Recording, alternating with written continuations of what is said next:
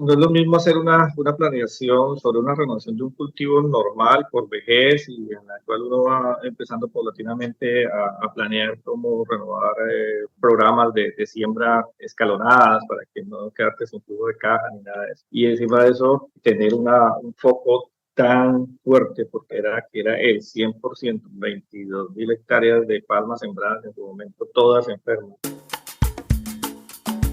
Conservando y estudiando el cultivo de apamas. Conservando y estudiando el cultivo de apamas. Con el gremio de la mano sin jugar a improvisar. A las 5 toneladas juntos podremos llegar. Con la ciencia de respaldo la meta vamos a alcanzar. A las 5 toneladas juntos podremos llegar. En Tumacuaracata, Cacabullaro Fundación. Puerto Wilches, Orocue, La Palma es el corazón. En Tumacuaracata, Cacabullaro Fundación. Puerto Wilches, Orocue, La Palma es el corazón. No crean los menjurjes ni agüitas milagrosas que nosotros le ayudamos a cuidar su plantación. Más bien llame a la vecina para que se ponga al día y revise el boletín del palmicultor. Nos ponemos los palmeros en acción porque vamos rumbo a las 5 toneladas. Nos ponemos los palmeros en acción porque vamos rumbo a las 5 toneladas. 5 toneladas de aceite. Ajá. Bienvenidos a Palmeros en Acción, el podcast de la palmicultura colombiana.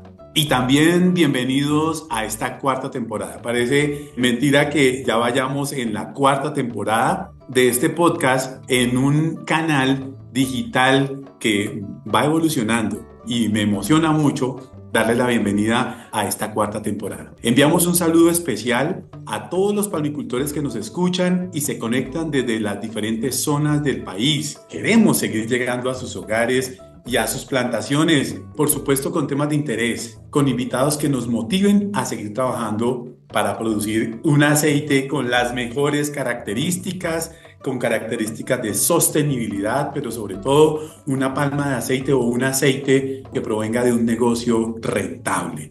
Les recordamos que seguimos esperando sus mensajes a través de nuestro correo palmerosenaccion@semipalma.org. Escríbanos, cuéntenos cómo les está pareciendo estos episodios de Palmeros en Acción. No se olviden que Palmeros en Acción es el podcast de la palmicultura colombiana y está hecho para ustedes. Sin más preámbulos, les quiero contar que el tema que nos convoca en el día de hoy es la renovación y la importancia de que tengamos a la palma de aceite como un negocio a largo plazo. Para eso nos hemos venido preparando con un grupo de extensionistas, cada uno haciendo su investigación en torno a este tema de la renovación y de asumir el negocio de la palmicultura como un negocio a largo plazo. Y más adelante les voy a contar quiénes son los integrantes del equipo de extensión que nos van a acompañar.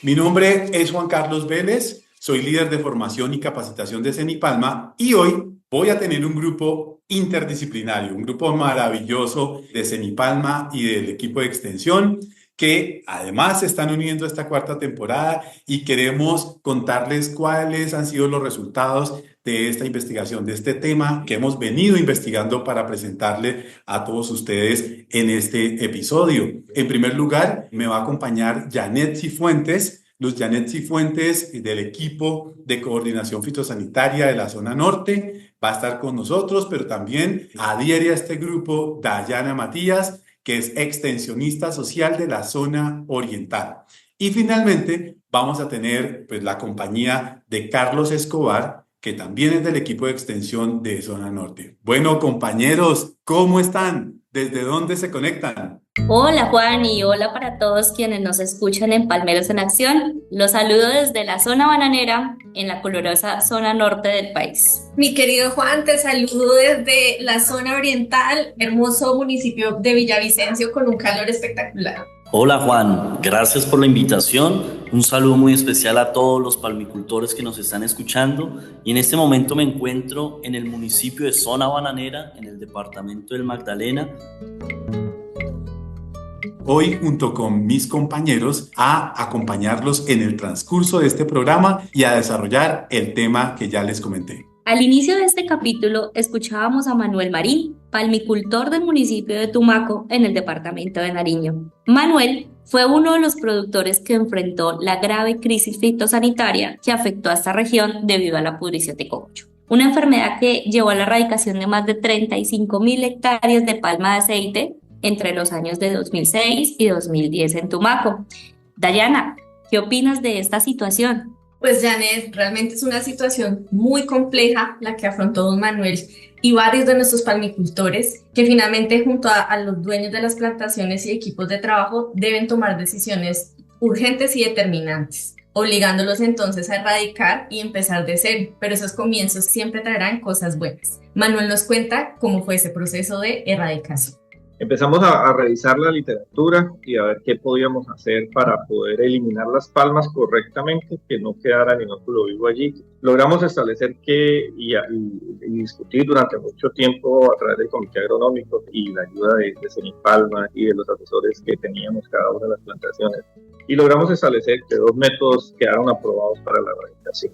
Uno era el método químico, haciendo inyección a las palmas con un producto químico que secara completamente los tejidos de la palma. Y el otro método era un método mecánico, donde se modificaron las retroexcavadoras con unas cuchillas en la parte de la pala, se tumbaban las palmas y las picaban en tajadas. Ese método permitía dejar toda la palma totalmente picada, esparcida al sol para que se secara más rápido también los tejidos y el foco también disminuyera. Con los 2 métodos que hicimos logramos eliminar todas las palmas y además manejar muy bien el foco de PC.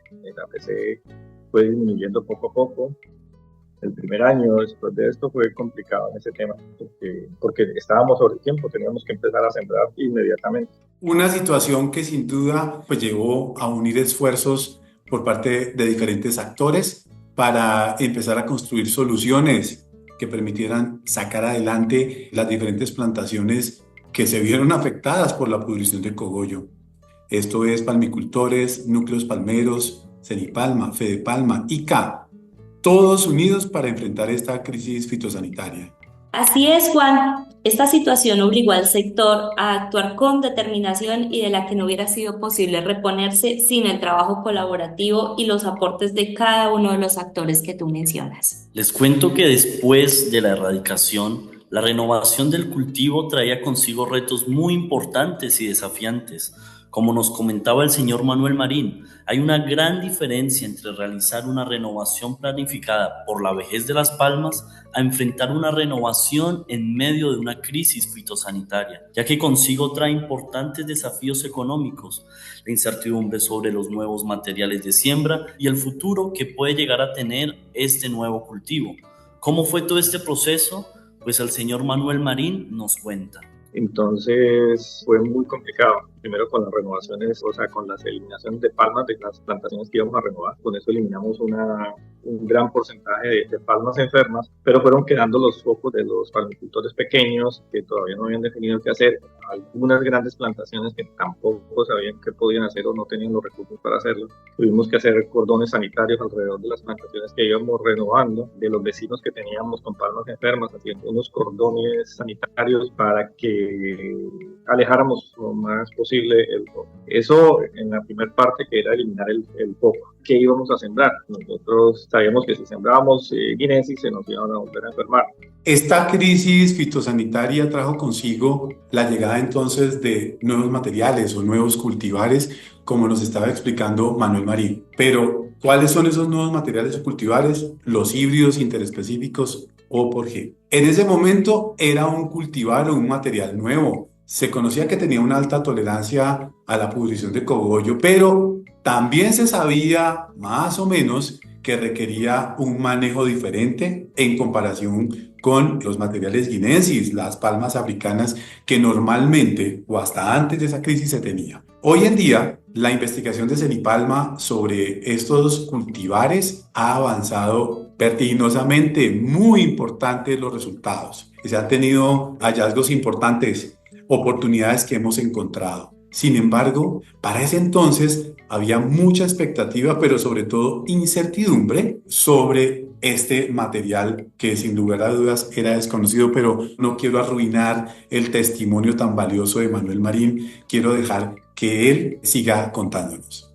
Bueno, el tema de la renovación, pues no fue la mejor manera de hacer una renovación por todas las circunstancias que teníamos en ese momento. Era la premura, o sea, hoy se acabó la palma, se tomó la decisión de renovar y se tomó la opción del híbrido. Lo primero era conseguir los materiales suficientes para sembrar, no había semillas. Una vez establecido que ya había material, que empezamos los viveros, empezamos a pensar ya en todo lo que era la planeación de la siembra y el manejo del cultivo. Ese fue un primer reto. El segundo reto era ya, una vez las palmas estaban sembradas en campo, era cuál era el plan de fertilización de las palmas, estar muy pendientes pues, de todos los cuidados que tienen, pero adicionalmente estar muy atentos del tema de PC, que donde veíamos que había alguna palma que todavía podría tener algún síntoma, inmediatamente hacer cirugías y estar pendientes para sacar adelante el cultivo. Entonces nos tocó aprender de fertilización del híbrido. Juan, quisiera preguntarte con lo que nos acaba de contar, pues don José, ¿tú qué habrías hecho? ¿Habrías renovado o no? Y algo fundamental que quisiera que todos nos lleváramos hoy es ¿qué aprendizajes te va dejando don José en el transcurso de este capítulo? Yo creo que hay un gran aprendizaje que se tiene poder tomar estas grandes situaciones o estas situaciones de grandes crisis, afrontarlas y tener decisiones. En este caso para Tumaco la decisión era seguir, continuar con la palma de aceite. Nos está contando Manuel, por ejemplo, todos estos aprendizajes. No se sabía muy bien cómo erradicar grandes áreas o toda una zona pues, que tenía establecidos materiales, en este caso guinensis. Muchos aprendizajes, trabajo mancomunado entre las instituciones y los productores. Siento que este es un aprendizaje enorme que se tiene. Y considerando la situación de Tumaco, donde en ese momento más del 60%, 70% de los empleos se generaban con la palmicultura, yo creo que fue la mejor decisión. Continuar con una actividad económica que generaba empleo, que mantenía la convivencia entre todos. Yo hubiera renovado y hubiera seguido el camino que siguió la zona, trabajando con Semipalma, trabajando con Fedepalma, con todas las instituciones, Agrosavia, Corpoica en su momento, con el ICA, para sacar adelante pues, esta agroindustria. No sé, Dayana, ¿cuál es tu opinión? En el caso de la zona suroccidental, en el caso de Manuel, ¿habrías renovado o hubieras cambiado? Pues sin dudar a dudas, esto es una decisión osada. Son unos valientes al tomar esta decisión de renovar. Pero yo creo, Juan, que esto responde también a ese espíritu emprendedor, a ese espíritu guerrero de nuestros palmicultores, que finalmente ven la palma como un proyecto de vida, ¿no? Para ellos y sus familias. Por eso esa decisión osada, esa decisión que le apunta a estar mejor, pues realmente creo que al igual que tú, yo hubiera hecho lo mismo. Y bueno, esto finalmente nos deja ver este proceso tan complejo que realmente se convirtió en una verdadera escuela de aprendizajes para los palmicultores, como lo cuenta nuestro invitado. Y entonces por esto te invito a que escuchemos a Manuel y sus reflexiones sobre los aspectos que él considera claves al realizar las renovaciones de palma, desde su experiencia, teniendo en cuenta que hablamos de un cultivo a largo plazo que puede transformar la vida de la gente. Adelante, por favor.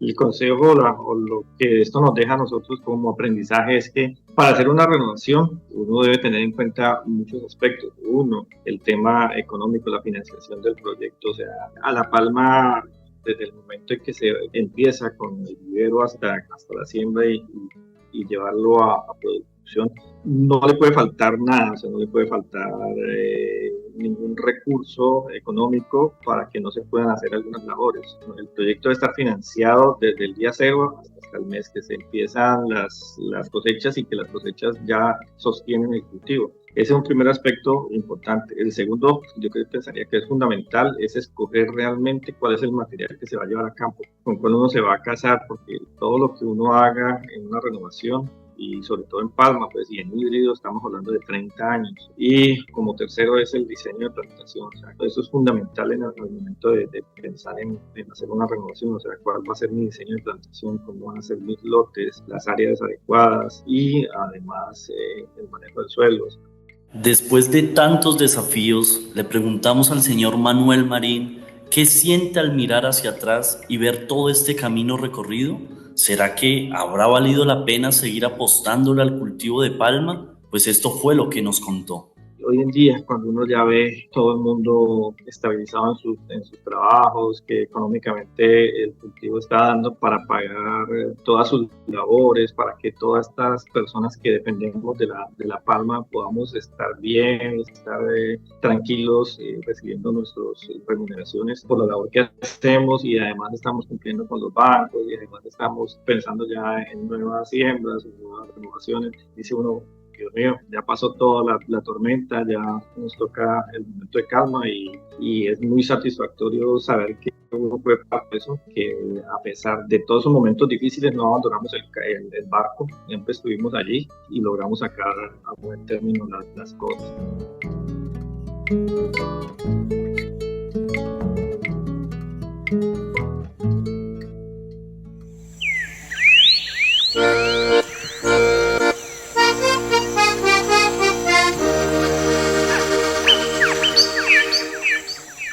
Qué gusto contar con la participación de Manuel Marín. Manuel, muchas gracias por compartir en Palmeros en Acción tu experiencia y ser un ejemplo de resiliencia para el sector palmero.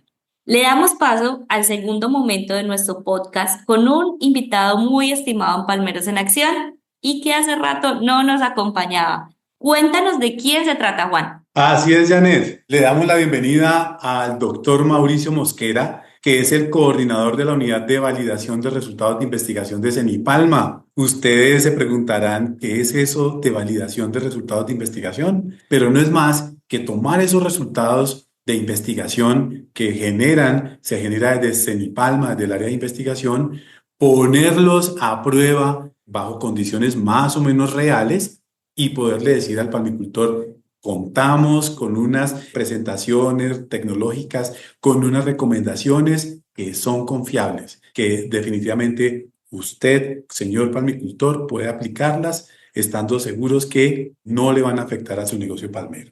Es por eso que tenemos el gusto de tenerte, Mauricio, en esta cuarta temporada de Palmeros en Acción. Estábamos escuchando a Manuel Marín, a quien conoces allá en Tumaco. Estábamos hablando pues de ese doloroso proceso que sufrieron con el tema de PC, pero también Manuel nos estaba contando sobre ese proceso de renovación muy desafiante debido a las circunstancias pues que afrontaba Tumaco en ese momento. Pero también escuchábamos unas reflexiones muy interesantes sobre la importancia de la planeación del cultivo a largo plazo.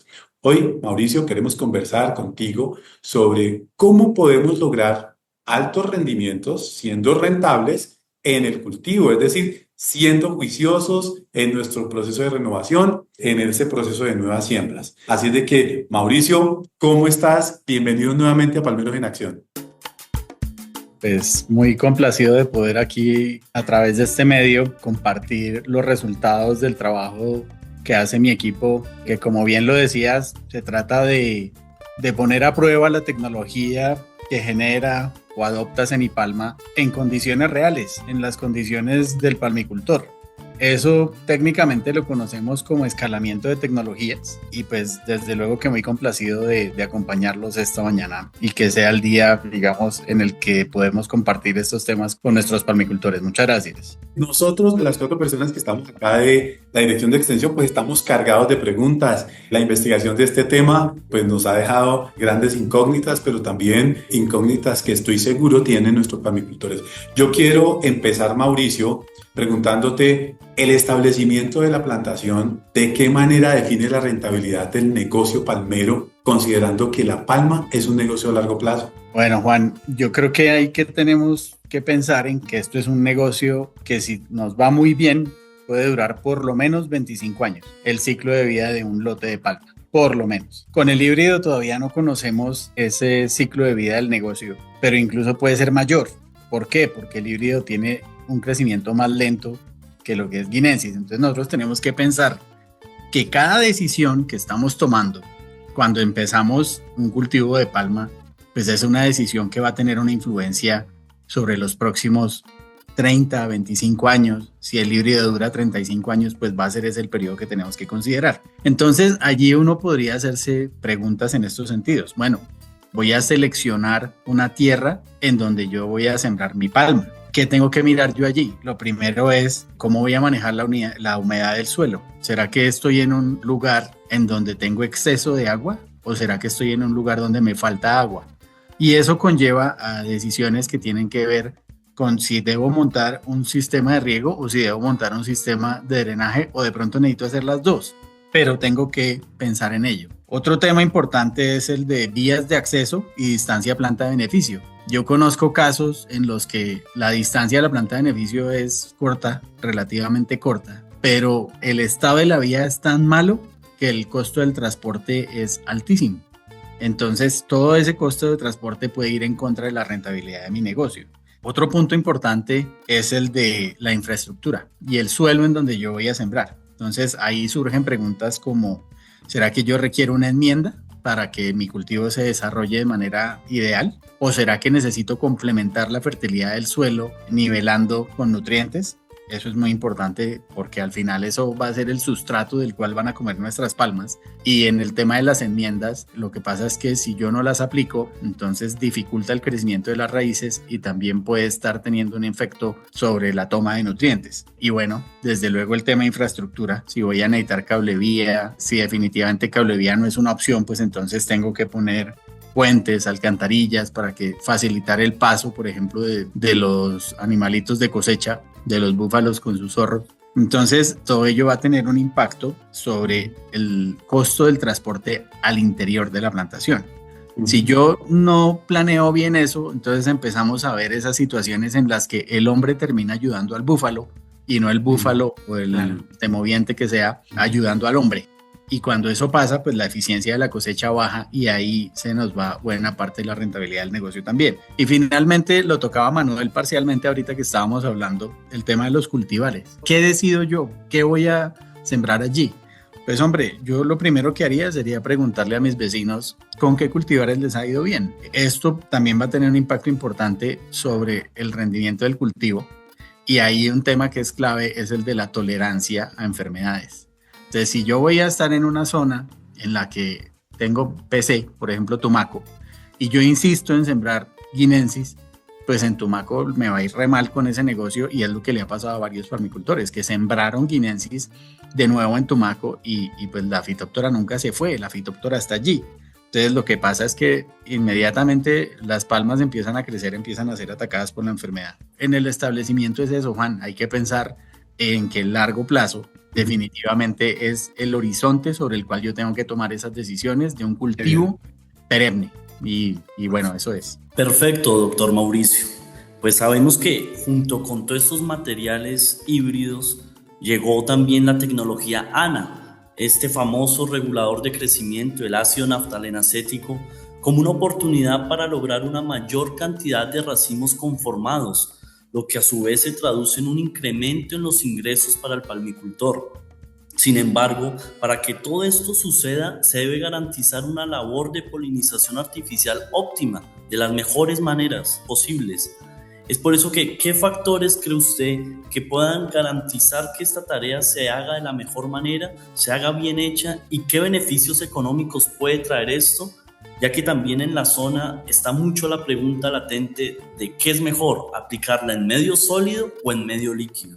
Sí, efectivamente, desde el equipo que lidero hemos hecho bastantes investigaciones en términos de cuál sería el medio ideal, si ANA líquido o ANA sólido. Y lo que les puedo anticipar es que cuando hacemos ese trabajo en la misma plantación y comparamos los resultados, no hay diferencia. ¿Esto qué quiere decir? Que la puedo hacer o bien con ANA en medio sólido, o lo que se conoce comúnmente como ANA en polvo, o con ANA en medio líquido, y los resultados van a ser los mismos. ¿Cuándo empieza a haber un resultado diferente? Cuando lo hago mal. ¿Y qué quiere decir hacerlo mal? Que yo no tengo en cuenta la dosis adecuada por inflorescencia, ni la cobertura adecuada. Entonces, en ese momento en que yo no dejo de hacer bien esas dos tareas, ya empiezo a ver que la conformación del racimo es deficiente. Y de nuevo lo digo, o sea, lo que hace la diferencia no es si es sólido o líquido, sino si lo hago bien o no lo hago bien. Y definitivamente el factor más importante que yo tengo que tener allí es la capacitación del personal. La persona que está haciendo la labor de polinización tiene que entender la importancia de su trabajo, tiene que entender que si no hace bien su trabajo, se lleva al traste toda la inversión que se ha hecho en el cultivo desde el establecimiento hasta la fertilización, el manejo de plagas y enfermedades, el manejo del cultivo como tal. Entonces tiene que haber un sentido de responsabilidad de la persona que está haciendo la labor en campo. Entonces la clave realmente para que la labor de aplicación de ANA sea rentable es que yo tenga un cultivo que sea productivo. Mauricio, como todos sabemos, el objetivo es que cada peso invertido en la fertilización se traduzca en un incremento de la producción de racimo de fruta fresca. ¿Cómo podemos programar un adecuado manejo nutricional que responda a este objetivo? Yo creo que nosotros tenemos que tener en cuenta que hay unas prácticas que incrementan la eficiencia en la toma de nutrientes. Entre ellas, ¿cuáles tenemos? Tenemos descompactación del suelo, que no solamente se debe hacer en el momento del establecimiento, sino que también hay momentos en los que si el cultivo está establecido yo puedo hacer ese tipo de prácticas. Otra es la disposición de la materia orgánica, que es algo que la gente confunde con que siempre decimos, ay no, hay que poner tusa, pero resulta que no es tusa. O sea, la materia orgánica más fácil de disponer que tenemos a la mano son esas hojas que salen, que son el resultado de la cosecha y de la poda, que esas están en cada palma y yo no me gasto un peso llevándolas al campo porque ya están allá. Entonces es cuestión de disponer muy bien esa materia orgánica en el campo. Y otra práctica que me ayuda muchísimo son las coberturas. Esas coberturas de hoja ancha me ayudan a cuidar el suelo, a que el suelo no se me erosione, pero además me ayudan a atrapar nitrógeno del ambiente. Normalmente ayudan a fijar nitrógeno. Entonces también eso nos puede ayudar a no solamente a la disponibilidad del nutriente, sino también muy probablemente me ayuden a disminuir el costo del fertilizante nitrogenado que es tan alto. Y finalmente, yo sí recomiendo que se cuide mucho esa microfauna del suelo. ¿Y eso cómo se hace? Pues hombre, no haga aplicaciones indiscriminadas de pesticidas, porque es que el suelo es un ser vivo.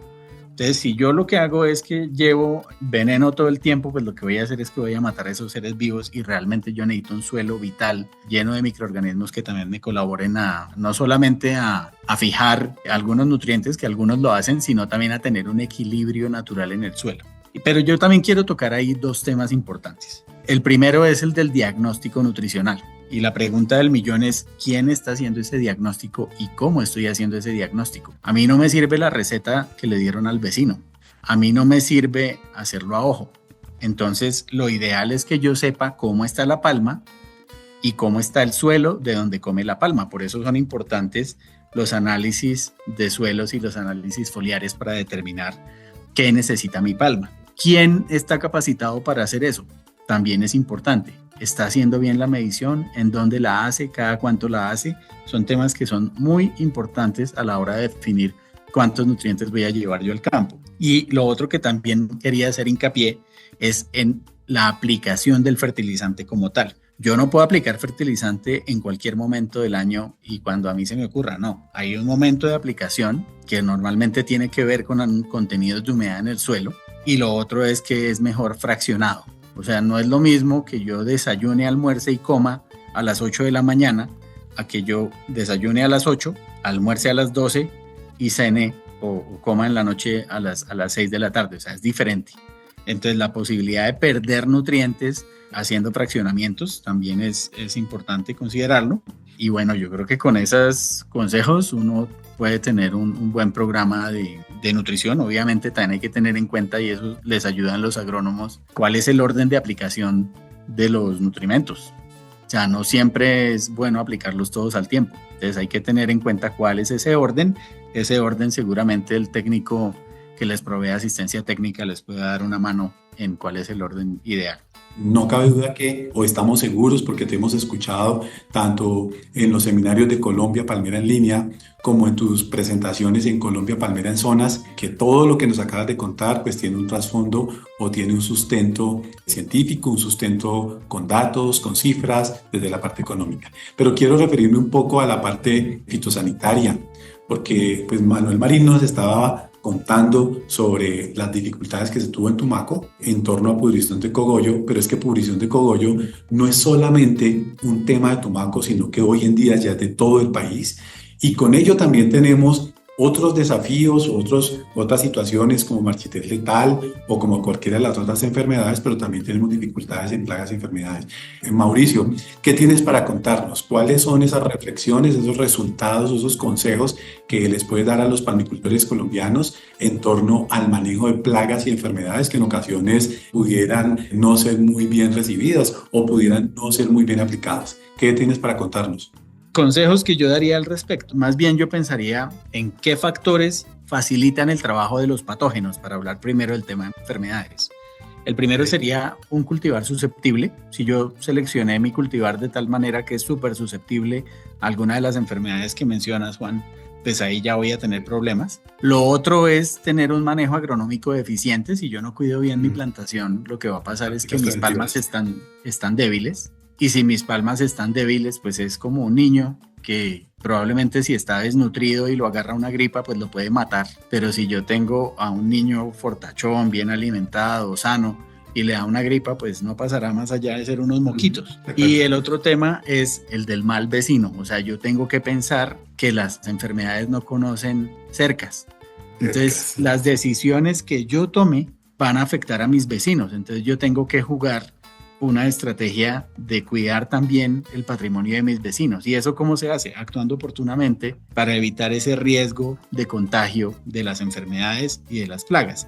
¿A dónde voy? A que tenemos que entender que el manejo de enfermedades y de plagas debe ser de carácter regional. Eso es muy importante. Y lo otro es, cuando yo voy a atacar insectos, es importante conocerlos. Y por eso es que uno ve que Sanipalma se demora entendiendo el ciclo de vida de los insectos. ¿Por qué? Porque está encontrando el momento en el que es más susceptible a un ataque con un pesticida. Lo otro, los umbrales de decisión. No siempre tengo que yo estar pretendiendo que la plaga no exista. Si la plaga no está causando un daño, pues hombre, déjela vivir ahí tranquila, que es parte del equilibrio natural. Lo otro es, cuando yo aplico agroquímicos como locos, yo no solo estoy afectando al insecto plaga, sino que también puede estar afectando a los polinizadores, y los polinizadores me ayudan a formar racimos. Entonces, ¿qué va a pasar? Que a la vuelta de un par de años yo ya no voy a tener racimos porque maté a los polinizadores que me estaban ayudando a conformar racimos. Y finalmente, cuiden esas palmitas nectaríferas, esas plantitas nectaríferas, y cuiden a todo ese ambiente que me está dando cobijo a los enemigos naturales de las plagas de la palma. Sabemos que con todos estos temas del híbrido interespecífico O por G, si queremos ser muy productivos, tenemos que hacer todas estas buenas prácticas agrícolas de la mejor manera. Pero yo quisiera preguntarle un poco sobre esta planificación financiera, porque hay que verlo como un negocio a largo plazo. Y teniendo en cuenta que la palma empieza su proceso productivo en unos 3 años, ¿qué nos puedes compartir sobre todo esto? ¿Qué planificación financiera podemos hacer respecto a este tema? La palma es un negocio en el que vale la pena invertir lo que el cultivo está exigiendo, ¿sí? Entonces, si yo ya me voy a decidir a cultivar, pues lo mejor es que tengamos en cuenta como los siguientes consejos. Yo hablaría de que tengo que establecer de tal manera en la que yo seleccione un cultivar que se adapte muy bien a la zona en donde yo estoy, pero también tengo que pensar en que el suelo en el que se va a desarrollar ese cultivo sea el mejor sustrato posible para que se desarrollen las plantas. Ello, pues, desde luego, tiene que estar acompañado por hacer una previsión de la eficiencia futura de las labores. En términos de la nutrición, definitivamente lo decía Luz Janet, cada peso que yo invierta se tiene que ver reflejado en racimos de fruto fresco. Y obviamente uno debería ponerse una meta de fertilización del 100% de eficiencia de la fertilización. Esa debería ser la meta. ¿Es difícil? Sí. Pero nosotros necesitamos palmas fuertes, productivas y capaces de enfrentar estreses bióticos y abióticos. En temas de plagas y enfermedades, pues cada peso que yo invierta tiene que tener la claridad de que yo no quiero palmas fuera del negocio. Entonces quiero a mi selección de palmas, ya sea Guinensis 143 palmas jugando todo el tiempo, o a mis 116 o 128 palmas híbridas jugando todo el tiempo durante todo el ciclo productivo. En temas de polinización, definitivamente utilizar el ANA representa una mayor cantidad de racimos conformados y por ende un mayor ingreso. Cuando yo estoy pensando en cosecha, yo tengo que pensar como productor que yo tengo que llevar la mejor calidad a la planta para que me paguen el mejor precio posible. Ojalá todos fueran racimos clase 1A, de tal manera que yo reciba la mejor compensación posible por el fruto de mi trabajo. Y lo que también tenemos que tener en cuenta es que implementar mejores prácticas pues vale más dinero, desde luego es más costoso y por hectárea voy a gastar más dinero, eso tiene que ser claro. Entonces, ¿el resultado cuál va a ser? Yo voy a gastar más dinero por hectárea, pero voy a tener un menor costo por tonelada de fruto, que al final es lo que me importa. Y ahí era que yo quería de pronto mencionarles algunas cifras. Un cultivo bien manejado me puede dejar alrededor de 4,5 millones de pesos por año, mientras que un cultivo manejado regular o mal puede estarme dejando 1,3 millones de pesos al año. Entonces, ¿yo qué prefiero? Yo prefiero hacer esa inversión en tecnología que sí es más costosa y en las prácticas hacerlas bien, porque eso vale más, pero al final tener un costo de producción menor. Y eso creo que es como la moraleja de toda esta historia, y es que manejar bien el cultivo sí me implica mayores costos por hectárea, pero yo no vendo pesos por hectárea, yo vendo toneladas de fruto. Y como invierto más por hectárea, obtengo mayor producción de toneladas de fruto por hectárea. Eso me lleva a un menor costo de fruto cuando implemento las mejores prácticas. Y eso sí es lo que yo le vendo a la planta de beneficio. Entonces, mi consejo, hay tecnología disponible en cada subzona de Colombia, donde alguien está haciendo un muy buen negocio de la palma. Péguesele a esas personas que están haciendo un muy buen negocio de la palma, entienda cómo lo están manejando y trate de emular lo que ellos están haciendo, porque este es un negocio que le permite ganar buen dinero si lo hace bien. Bueno, Mauricio, y por último, ¿cuál es ese mensaje final que quisieras dejarle a nuestros palmicultores respecto a la importancia de la planeación para un negocio a largo plazo? Ustedes se están metiendo en un negocio que es diferente al arroz, que es diferente a un transitorio, que es diferente al ganado. Es un negocio en donde las decisiones de hoy se van a ver 2 y 3 años después. Por ejemplo, en el caso de la fertilización, caso de un ataque de plagas, lo que pase hoy o de enfermedades, los racimos ya están formados, entonces ustedes van a cosechar lo que ya está formado, pero lo que se va a formar después no va a llegar. Entonces, las decisiones que uno tiene que tomar son siempre pensando en que lo que yo hago hoy está predeterminando mi futuro a 2 y 3 años. Entonces yo no puedo rebajar, que es algo que uno suele ver, que apenas el precio se pone malo, entonces bajo en sanidad y bajo en fertilización. Craso error, porque si yo le bajo la guardia a sanidad, lo que está pasando es que yo estoy haciendo que mis palmas salgan del juego en algún momento, y si yo le bajo la inversión a la nutrición del cultivo, lo que estoy haciendo es que mis palmas van a tener menos para producir racimos de fruto fresco, que lo voy a ver en 2 años. Entonces, esas decisiones no se toman así. Esto es un sistema, y es un sistema que hay que fluir todo el tiempo, satisfaciendo lo que me pide el negocio para yo tener un negocio rentable y que me permita estar sobreaguando épocas de buenos precios y de malos precios que se presentan en la palma. Acuérdense que sería como el mensaje final, que el precio de los racimos de palma depende del precio del aceite en el mercado internacional. Entonces, ese precio del aceite de palma en el mercado internacional a su vez depende del precio del petróleo, porque buena parte de la producción de aceite se va para biodiesel, pero a su vez también depende del precio de los aceites sustitutos y de las grasas sustitutas del aceite de palma. Entonces, si uno mira los históricos del precio, eso parece como una montaña rusa. A veces es alto, a veces es bajo, y la única manera de hacerle frente a esos periodos de precios bajos es alta productividad del cultivo. Es la única manera que yo veo, que esa sí la puedo manejar yo como productor. Entonces mi consejo es, implemente tecnología tan bien como pueda, de tal manera que usted tenga un negocio que se sostenga muy bien en el tiempo.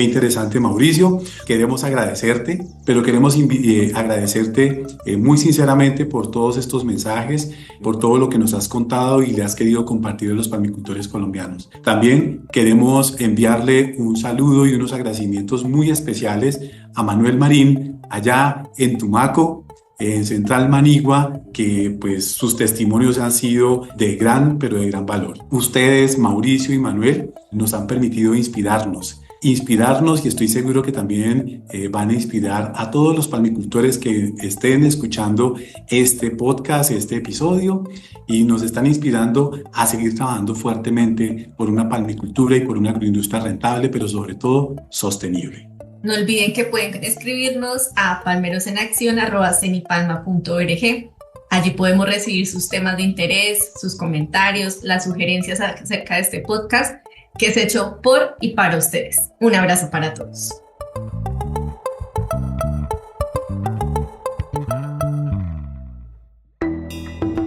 Esta emisión es una realización de Cenipalma, con el patrocinio del Fondo de Fomento Palmero, y por ende le son aplicables las reglas sobre derechos de autor, propiedad intelectual, derecho a la competencia, al consumidor y limitación de responsabilidad señaladas en la página web www.cenipalma.org/escucha. Producción de Ecoconsultores. Créditos en la página web www.cenipalma.org/escucha.